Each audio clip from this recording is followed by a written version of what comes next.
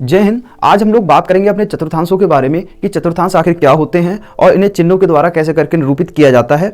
उसके बाद में फिर हम जानेंगे कि कोई हमारे पास में निर्देशांक होंगे दिए हुए, निर्देशांकों को किसी चतुर्थांश पर किस तरह से अप्लाई किया जाता है और उसके द्वारा एक आकृति किस प्रकार से बनाई जाती है। तो सबसे पहले हम जान लेते हैं चतुर्थांश के बारे में। तो ये एक फोटो दिया गया है, देखिए चतुर्थांश ये हमारे बने कैसे। देखो एक्स अक्ष और वाई अक्ष अगर इन दोनों को लंबवत कर दिया जाए तो क्या बन जाते हैं, तो क्या होगा हमारे को चार अलग अलग भाग बन के आते हैं। जैसे एक भाग ये आ गया, दूसरा ये आ गया, तीसरा ये आ गया और चौथा हमारा ये आ गया। इनमें से प्रत्येक भाग जो है वो कहलाता है चतुर्थांश। प्रत्येक भाग क्या कहलाएगा, हमारा चतुर्थांश। अच्छा, ये अक्षों के द्वारा मतलब ये हमारा एक्स अक्ष है और ये हमारा वाई अक्ष है, ये हमारे आए कैसे। अपने पिछली की क्लासों में पढ़ा था, जो हमारा एक्स अक्ष होता है, ये एक्स अक्ष हमारा कहां से आया। असल में ये एक संख्या रेखा होती है और संख्या रेखा हम लोग बनाना जानते हैं। क्या होता है, इसके मिडिल में क्या होता है, जीरो होता है और इसके एक और सभी धनात्मक चिन्ह, धनात्मक पूर्णांक होते हैं और दूसरी ओर जितने भी होते हैं सभी ऋणात्मक। मतलब एक साइड में पॉजिटिव इंटीजर्स और एक साइड में नेगेटिव इंटीजर्स। ठीक है, उसके बाद में क्या किया गया, मान लो इधर इसके पॉजिटिव हैं, जीरो से दाहिनी ओर सभी पॉजिटिव रहेंगे, 1 2 3 4 इस प्रकार से डॉट डॉट डॉट इनफाइनाइट तक, और इधर सभी कैसे रहेंगे, ऋणात्मक रहेंगे, नेगेटिव। ठीक, उसके बाद क्या किया गया, इसकी हमने एक फोटोकॉपी निकाली और फोटोकॉपी निकाल देने के बाद में इसी वाली संख्या रेखा को एंटी क्लॉकवाइज हमने घुमा दिया। ठीक है, ये जीरो को केंद्र मानकर। ठीक, उसके बाद में हम देखेंगे जो जब हम इसे घुमाएंगे तो ये पॉजिटिव इंटीजर्स होंगे, ये भी इसके साथ में घूमेंगे। तो ये क्या हो गया, 1 2 3 और 4 डॉट डॉट डॉट इनफाइनाइट तक। इसी प्रकार से ये नीचे आएंगे, -1 -2 -3 डॉट डॉट डॉट कहां तक, इनफाइनाइट तक। अब इसके बाद में हमने इसे क्या किया है, इसे मान लिया एक्स अक्ष अपना और इसे मान लिया हमने अपना वाई अक्ष, जैसा कि हमें इस फोटो में दिखाई पड़ रहा है। अब देखिए ये चार भागों में बट गए। अब जब ये चार भागों में बटे तो देखो चिन्हों के भी आधार पर ये चार भागों में ही बटेंगे, क्योंकि एक चिन्ह लिया जाएगा हमारा एक्स अक्ष का और एक चिन्ह लिया जाएगा वाई अक्ष का। एक चीज देखिए, सबसे पहले हम लिखते हैं एक्स अक्ष के एलिमेंट को। ठीक है, एक्स अक्ष के किसी चिन्ह को लिखते हैं या एक्स अक्ष के निर्देशांक को लिखते हैं। उसके बाद में लिखते हैं अपने वाई अक्ष के निर्देशांक को। पहले हमारा एक्स अक्ष कॉमा, फिर उसके बाद में आता है हमारा वाई अक्ष का निर्देशांक।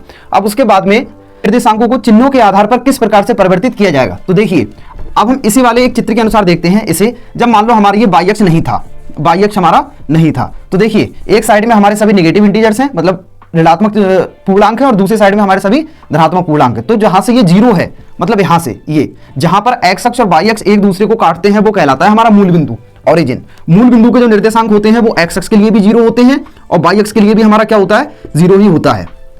उसके बाद हमने देखा कि मूल बिंदु से एक ओर सभी हमारे ऋणात्मक हैं और दूसरी ओर हमारे सभी कैसे हैं, धनात्मक हैं। किसके लिए, हमने देखा ये एक्स अक्ष के लिए, मतलब मूल बिंदु से एक ओर सभी धनात्मक, दूसरी ओर सभी ऋणात्मक। तो देखिए यहां से मूल बिंदु से इस ओर जितना भी होगा वो सभी कैसे कर देंगे, ऋणात्मक कर देंगे। एक्स अक्ष की अभी हम बात कर रहे हैं। ठीक है, हमने सभी कैसा कर दिया, ये ऋणात्मक कर दिया, और एक और सभी हमने कैसा कर दिया, धनात्मक कर दिया। ठीक है, इस प्रकार से ये हो गई बात एक्स अक्ष की। उसके बाद में जब हमने इसे क्या किया, जीरो को केंद्र मानकर वामावर्त दिशा में जब हमने इसे घुमाया तो देखो ये स्थिति कुछ ऐसी आ गई। ये आ गया जीरो, इधर हो गया ये सभी धनात्मक और नीचे हो गया सभी ये ऋणात्मक। ठीक, तो इससे ऊपर की ओर, मतलब ऊपर की ओर सभी होगा। अब हम वाई अक्ष की बात कर रहे हैं, वाई अक्ष के लिए सभी होगा ये धनात्मक। ठीक है, और नीचे की ओर सभी होगा हमारा ऋणात्मक वाई अक्ष के लिए। ठीक, अब उसके बाद में हम देखते हैं हम इन चिन्हों को अलग अलग कैसे लिखेंगे। मतलब ये प्रथम चतुर्थांश में एक्स अक्ष का क्या होगा और वाई अक्ष का क्या होगा, द्वितीय में, तृतीय में, चतुर्थ में।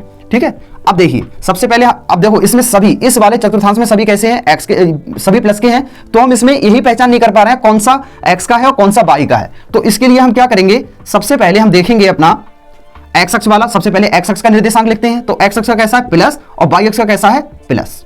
ठीक है, क्योंकि इसमें एक्स अक्ष और वाई अक्ष के दोनों कैसे हैं, प्लस प्लस। उसके बाद हम आ जाते हैं इसमें, क्योंकि इसमें सभी कैसे हैं, माइनस माइनस। एक्स अक्ष के लिए भी माइनस है आपका और वाई अक्ष के लिए भी क्या रहेगा आपका, माइनस। उसके बाद आ जाते हैं इसमें देखिए ये मूल बिंदु से किस ओर है, मूल बिंदु से किस ओर है, ये मूल बिंदु से बाईं ओर है। और मूल बिंदु से बाईं ओर अगर जब हम देखते हैं, मूल बिंदु से बाईं ओर अगर जब हम देखते हैं अपना, तो ये होती है एक्स अक्ष की ऋण दिशा। इसलिए एक्स अक्ष का निर्देशांक क्या होगा, माइनस। ठीक है, और अगर जब ये देखा जाए ऊपर की ओर देखा जाए तो मूल बिंदु से कहां है, ऊपर है, और मूल बिंदु से ऊपर जितना जो कुछ भी होता है वो वाई अक्ष के लिए सभी कैसा होता है, धनात्मक, मतलब ये पॉजिटिव। ये हो गया माइनस प्लस, मतलब एक्स अक्ष का इस वाले चतुर्थांश में माइनस रहेगा और वाई अक्ष का कैसा रहेगा, प्लस। उसके बाद में आ जाते हैं चौथे चतुर्थांश में। तो चौथे चतुर्थांश में हम क्या देख रहे हैं, अगर देखा जाए तो ये एक्स अक्ष की तो धन दिशा है, मतलब प्लस आ गया, और वाई अक्ष की कैसी है, वाई अक्ष मूल बिंदु से नीचे की ओर है तो वाई अक्ष की होगी हमारी ये ऋण दिशा, इस प्रकार से। और हम इसे देखेंगे तो देखो हमें इसमें मिलेगा प्रथम चतुर्थांश में, पहले चतुर्थांश में क्या मिलेगा, एक्स अक्ष का भी प्लस, एक्स अक्ष का निर्देशांक प्लस, वाई अक्ष का भी निर्देशांक प्लस का।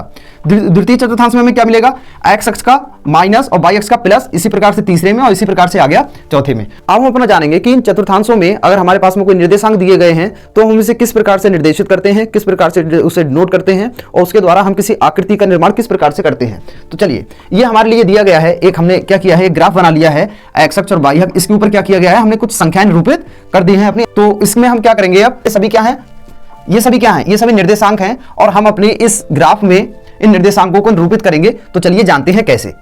देखो, सबसे पहले दिया गया है, हमने आपको एक चीज बताई थी अभी जब हमने आपको समझाया था चतुर्थांशों के बारे में, सबसे पहले लिखा जाता है हमारे लिए एक्स अक्ष का निर्देशांक, फिर उसके बाद में लिखा जाता है वाई अक्ष का निर्देशांक। ठीक है, तो ये सभी हैं सबसे पहले वाले जो दिए गए हैं इन पेयर्स में, इन जोड़ों में, इन युग्मों में, जो हमारे लिए पहले वाला ये एक्स अक्ष के लिए, दूसरा वाला वाई अक्ष के लिए, एक्स अक्ष के लिए वाई अक्ष, एक्स अक्ष वाई अक्ष, एक्स अक्ष वाई अक्ष। इस प्रकार से देखते हैं। सबसे पहला -4, तो देखो एक्स अक्ष पर -4 कहां पर है, तो देखो ये तो रहा मूल बिंदु, यहां पर तो 0 है। ठीक है, एक्स अक्ष के लिए भी 0, वाई अक्ष के लिए भी 0, ये सभी धनात्मक है और ये सभी कैसा है, ऋणात्मक। तो भैया -4 हमें यहीं कहीं पर मिलेगा, तो ये हो गया हमारा -4 एक्स अक्ष पर। और दूसरा कौन सा है, 5, मतलब वाई अक्ष पर क्या है हमारा 5, वो भी कैसा, प्लस का। तो भैया यहां से ऊपर की ओर होता है वाई अक्ष के लिए सही प्लस का, तो 5 रहा हमारा ये। उसके बाद में क्या करेंगे, हम इन्हें आपस में इस वाली रेखा को खींचेंगे वाई अक्ष के समांतर, इस प्रकार से डॉट डॉट डॉट करके दर्शाएंगे, और इस वाली रेखा को खींचेंगे एक्स अक्ष के समांतर। अब ये दोनों रेखाएं एक दूसरे को जिस बिंदु पर भी काट रही हैं, ये यहां पर इंटरेक्ट कर रही हैं, तो वो इसका क्या कहलाएगा, वो इसका कहलाएगा -4,5। मतलब यहां पर एक्स अक्ष का निर्देशांक -4 है और वाई अक्ष का निर्देशांक क्या है, 5 है। ये हो गया। उसके बाद में अगले में चलते हैं 0,7, मतलब एक्स अक्ष का मान 0 और वाई अक्ष का मान 7। एक्स अक्ष का मान 0 ये रहा और वाई अक्ष का मान 7 कौन सा रहा, हमारा ये रहा। ठीक है, तो ये हो जाएगा हमारा 0,7 हो गया। उसके बाद अब हमें क्या करना है, 5,-5, प्लस का 5, एक्स का 5 और एक्स अक्ष के लिए 5 और वाई अक्ष के लिए -5। तो एक्स अक्ष के लिए 5 हमारा कौन सा है भैया, ये रहा। ठीक है, एक्स अक्ष पर, और वाई अक्ष पर क्या है, -5, तो वाई अक्ष हमारा ये है, इस पर -5 हमारा ये रहा। अब हम करेंगे इसमें बिल्कुल इसी के जैसा, इसे हम आगे बढ़ाएंगे एक्स अक्ष के समांतर। ठीक है, और इसे हम नीचे की ओर लाएंगे किस चीज के समांतर, वाई अक्ष के समांतर। देखो ये रेखा ऊपर तक भी जाती है, कहां तक, अनंत तक जाती है, और ये अनंत तक। ऐसे ये ऊपर अनंत तक जाएगी, नीचे भी अनंत तक, ये इधर अनंत तक जाएगी, यहां पर भी ये अनंत तक। ठीक है, लिमिटलेस। ये वाला बिंदु जहां पर ये दोनों रेखाएं एक दूसरे को काट रही हैं, वो कहलाएगा हमारा 5,-5। क्लियर हो गया। उसके बाद अगला आता है हमारा -4,2। एक्स अक्ष के लिए -4 और वाई अक्ष के लिए 2। तो देखो -4 और 2, इससे हम लेके जाएंगे वाई अक्ष के समांतर, बिल्कुल जा रही है ये, और इसे हम लेकर के आएंगे एक्स अक्ष के समांतर, ये आ गई, ये रहा। और इन बिंदुओं को हम क्या, अच्छा इसका निर्देशांक क्या रहेगा, इसका निर्देशांक रहेगा -4,2। इन बिंदुओं को आपस में क्या करेंगे, मिला देंगे क्रम बाय क्रम। कैसे करके, देखो सबसे पहले -4,5 ये है ना, तो -4,5। दूसरे नंबर पे 0,7, तो 0,7 इसे हम क्या करेंगे, इससे मिला देंगे। इस प्रकार से हमने इसे मिला दिया। उसके बाद 5,-5, 0,7 किससे मिला है, 5,-5, तो 5,-5 ये रहा।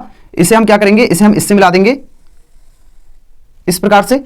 उसके बाद में -4,2 हमारा ये रहा, और ये आ गया हमारा इस टाइप से।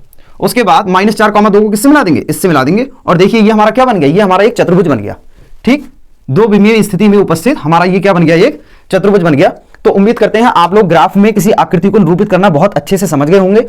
आप चाहे तो एक बार वीडियो को दोबारा से फिर से देख सकते हैं और आप चतुर्थांशों के बारे में जानकारी लेकर के फिर आप किसी ग्राफ को अच्छे से निरूपित कर सकते हैं। इसी के साथ मिलते हैं अपने अगले वीडियो में, तब तक के लिए जय हिंद।